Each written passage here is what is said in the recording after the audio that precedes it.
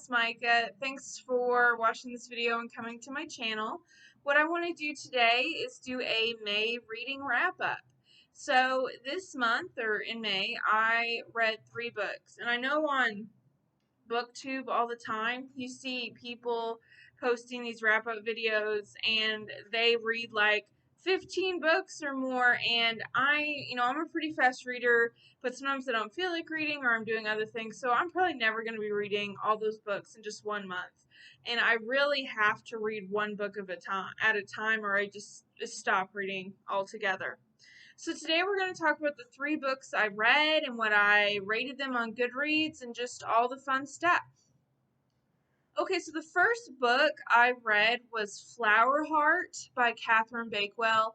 So with this, I was at Barnes& and Noble's one day just kind of, looking around, didn't have anything in particular in mind, and I saw the cover of this book, and the inside is really beautiful too. Like every chapter has like flowers around the first page, and I'm like, these are the vibes that I'm going for, because I had just gone off of reading kind of like a little bit of a thriller binge, and I'm like, okay, I need something a little bit light, romance, something.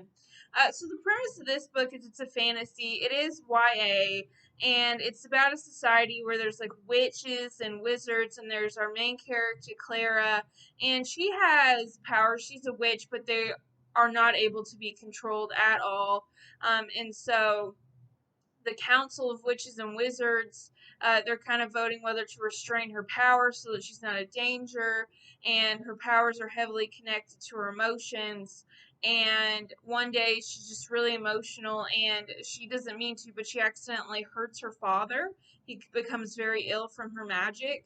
So she strikes this bargain with this guy named Xavier, who used to be her best friend, but when they were like 14, he stopped talking to her.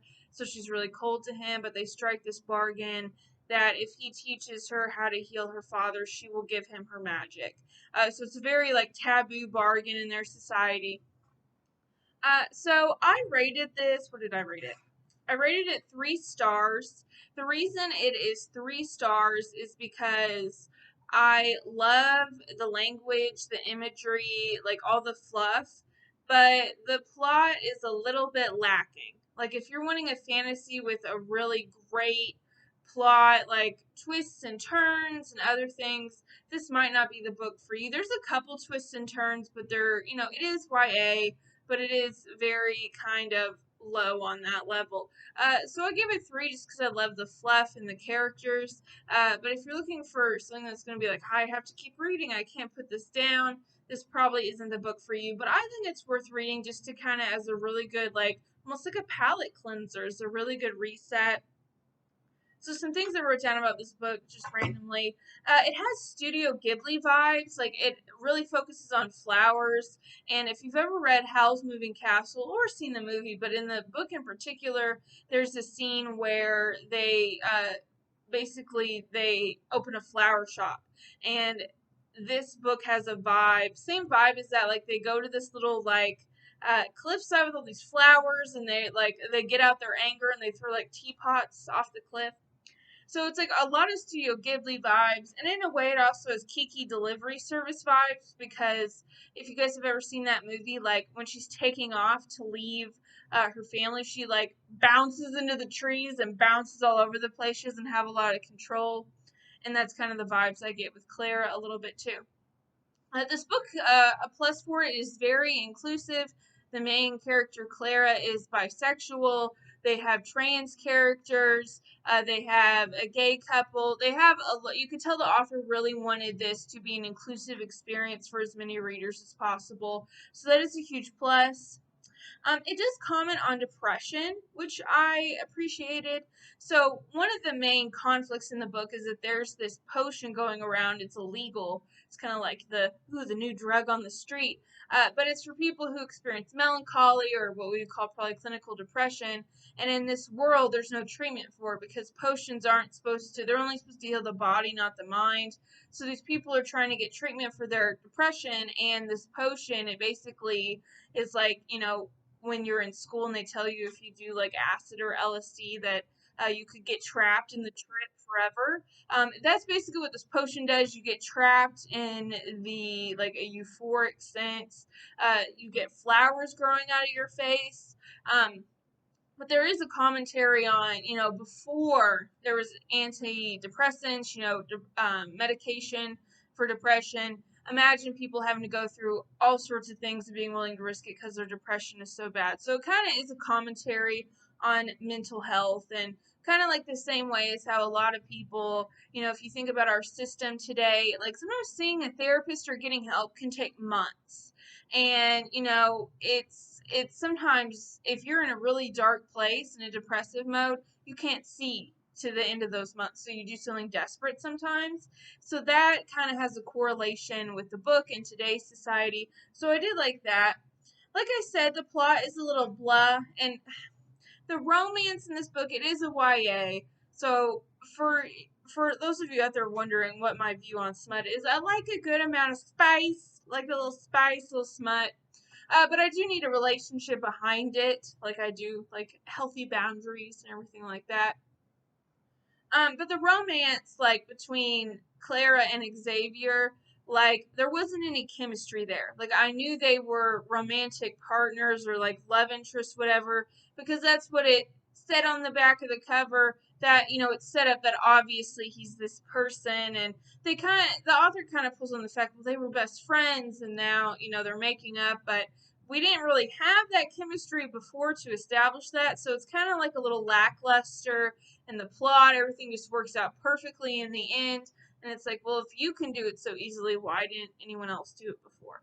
So I gave it 3 stars because I love the vibes. The language is beautiful. I love the inclusivity of it and its comment on mental health, but plot is a little bit blah. Okay, next book I read was Sorcery of Thorns by Margaret Rogerson. And I got this recommended from the YouTube channel A Clockwork Reader. Excuse me, Clockwork Reader. It's kind of hard to say. And this is a fantasy book. I mean, I saw this the other day at Barnes & Noble's in the YA section, but it's a little bit more adult to it. So this is also kind of the idea that magic exists, and there's our main character, Elizabeth, and she's in this library system. So it's not a normal library, it's libraries that hold grimoires, which are basically magicians' books and knowledge that they bind together with magic. And, she grows up thinking that magic is horrible, and the way that people have magic in this world is that they find out a demon's name and summon the demon, and the demon gives them their magic, but at the end of the wizard or witch's life, they'll basically take their life force. But what I thought about this, so it was 4 stars, and the only reason I didn't give it 5 was because I would have, there's a romantic element to it that I really liked, but they kind of teased a little bit of spice, a little smut, but they didn't quite give it to you. So I just felt a little unsatisfied, but if it hadn't been for that, it would have been 5 stars. So this was an addictive read. I couldn't put it down. It's one of those books that we're like, okay, one more chapter. And then at the end of the chapter, there's like this dramatic thing or cliffhanger. And then the next, you have to continue the next chapter, and the next chapter is action packed. So it was very addictive. It was hard to put down. What I really like is there's this part in the book where you find out this person who's really well respected is the villain. Shocker, that you can take that to real life too. But basically, the well respected person tries to convince everyone that the main character Elizabeth is crazy. And like it's supposed to be set in like Victorian times is like the vibe. It's not like modern, it's more Victorian. And the doctor comes in and he's like, well, do you read romance novels? And she's like, yeah. He's like, well, then you're crazy. He's like, you're, what do they call it? Hysteria. It's like you're having hysteria. Women who read all these romance novels are going to be hysterical. So he convinces everyone that she's crazy, and he actually sends her to a mental asylum.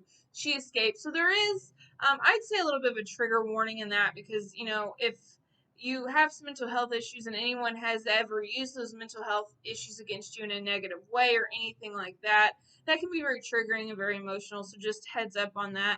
But yeah, if you think about it, it comments about how women during that time didn't have a lot of autonomy over their bodies or their minds, and that, if a woman was, too much for a man, if, she defied him at all, he could be like, okay, time to get a lobotomy.